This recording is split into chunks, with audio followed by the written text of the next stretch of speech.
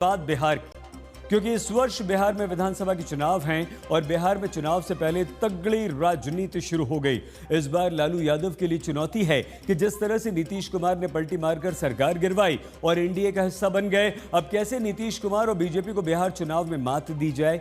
जैसे ही लालू और तेजस्वी ने चुनावी बिसात बिछानी शुरू की, उसमें ओवैसी ने अपनी चाल चल दी और कहा कि मुझसे दोस्ती करोगे। इस तरह से ओवैसी ने दिमाग लगाया तो लालू ने भी अपनी राजनीति दिखा दी।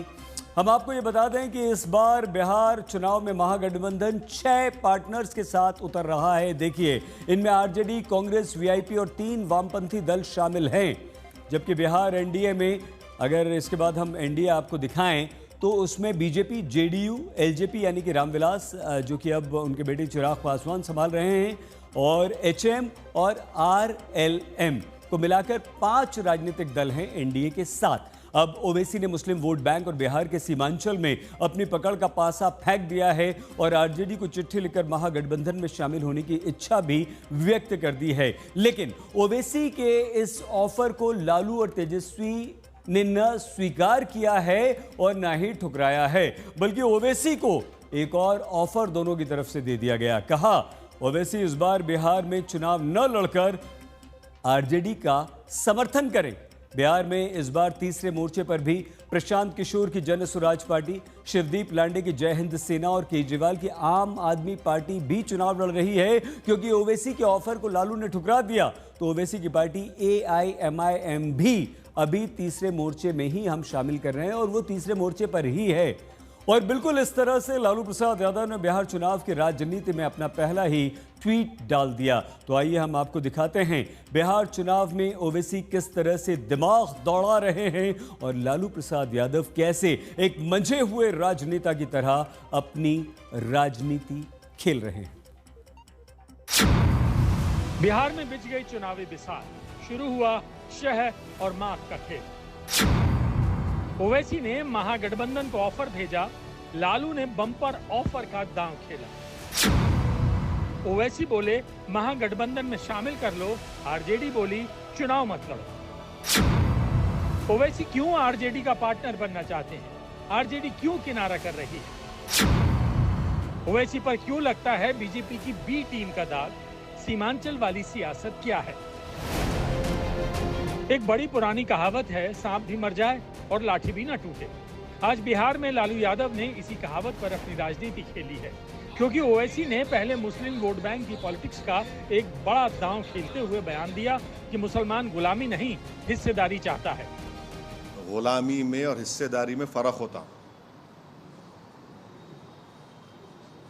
हम हिस्सेदारी की बात कर रहे, गुलामी की बात ये लोग करना छोड़ना।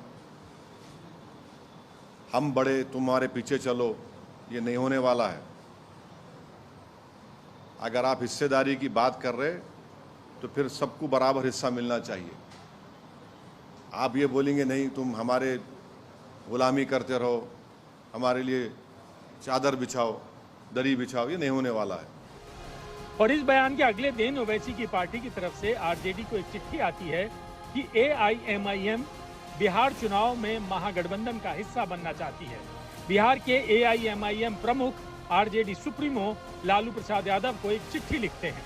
इसमें कहा जाता है, हम महागठबंधन में शामिल होना चाहते हैं। एक साथ चुनाव लड़ने से यह सुनिश्चित होगा कि धर्मनिरपेक्ष वोट बिखरेंगे नहीं और अगली सरकार बनाने के लिए महागठबंधन के पास बेहतर अवसर होंगे। हालांकि इमाम ने यह भी कहा कि एआईएमआईएम को महागठबंधन में शामिल करने पर जल्दी निर्णय नहीं लेना आरजेडी के लिए एक खोया हुआ अवसर माना जाएगा। अब ये सवाल उठना लाजमी है कि आखिर ओवैसी महागठबंधन का हिस्सा क्यों बनना चाहते हैं, जबकि इंडिया गठबंधन हो या बिहार में महागठबंधन के नेता ओवैसी को बीजेपी की बी टीम होने के आरोप लगाते रहे हैं। लेकिन गौर करने वाली बात यह है कि आरजेडी ने ओवैसी की पेशकश को सीधे नहीं ठुकराया, बल्कि लालू यहाँ सियासत खेल गए और आरजेडी की तरफ से कहा गया कि ओवैसी की पार्टी बिहार में चुनाव न लड़े तो महागठबंधन में उनका स्वागत है। राजद का कल कार्यकारिणी है, राष्ट्रीय कार्यकारिणी, इसलिए लालू जी राष्ट्रीय अध्यक्ष है और महागठबंधन का सबसे बड़ा चेहरों में से एक है। तो लालू जी के सामने हमने प्रस्ताव रखा और सभी गठबंधन के दलों के सामने चिट्ठी भेजी है कि अब हमने खुले मन से खुले दिल से आपके सामने रखा है कि MIM को भी गठबंधन में शामिल किया जाए ताकि बिहार में भाजपा को हराया जा सके। ओवैसी साहब मूलतः में उनका बेस हैदराबाद में है। उनके चुनाव लड़ने से क्या होता है नहीं होता है ये ओवैसी साहब भी जानते हैं, उनके सलाहकार भी जानते हैं। अगर ओवैसी साहब मूलतः में उनका बेस हैदराबाद में है, उनके चुनाव लड़ने से क्या होता है नहीं होता है ये ओवैसी साहब भी जानते हैं, उनके सलाहकार भी जानते हैं।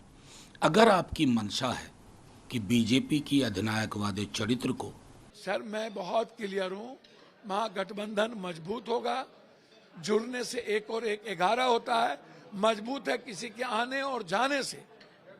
माइनॉरिटीज पर, EBC दलित पर कोई असर नहीं पड़ेगा। ओवैसी जी ने जो अपना डर प्रकट किया है, ओवैसी साहब पिछले कई वर्षों से जिस तरह की राजनीति करते हैं, जहां चुनाव लड़ते हैं, पूरा देश जानता है कि वहां कहां चुनाव लड़ते हैं, किस तरह से चुनाव लड़ते हैं।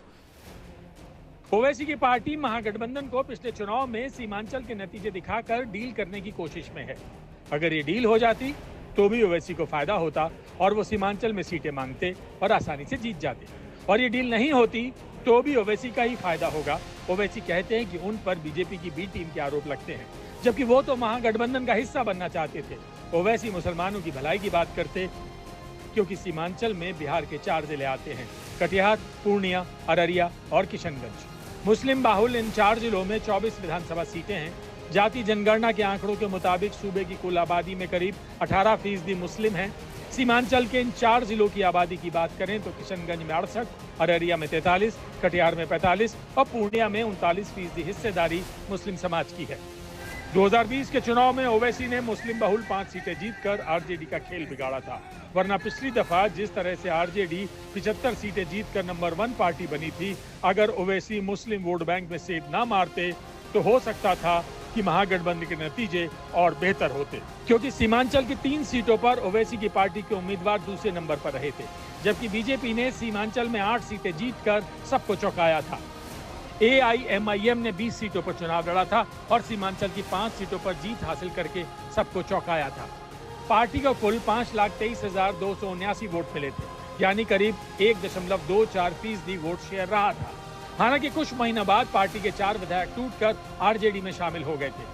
सवाल है कि ओवैसी साहब उस बयान पर जरा आप टिके हैं कि नहीं, कि आपने कहा था कि 4 मेरा MLA तोड़ा है, हम 40 ले आए। AIMIM चाहती है महागठबंधन में आना, लेकिन जो AIMIM का ट्रैक रिकॉर्ड रहा है तो बीजेपी की बी टीम बनकर के काम करते रहे हैं। जब 30% में जितना नूरा कुश्ती करना है, 70% हमारे पास। लेकिन लालू यादव ने ओवैसी की पेशकश को ठीक वैसा ही जवाब दिया जैसे सांप भी मर जाए और लाठी भी ना टूटे। यानी लालू यादव ना तो ओवैसी की डील ठुकराते हैं और बिना चुनाव लड़े महागठबंधन में शामिल होने का ऐसा ऑफर देते हैं जिसे ओवैसी भी स्वीकार नहीं कर सकते। आज तक ब्यूरो।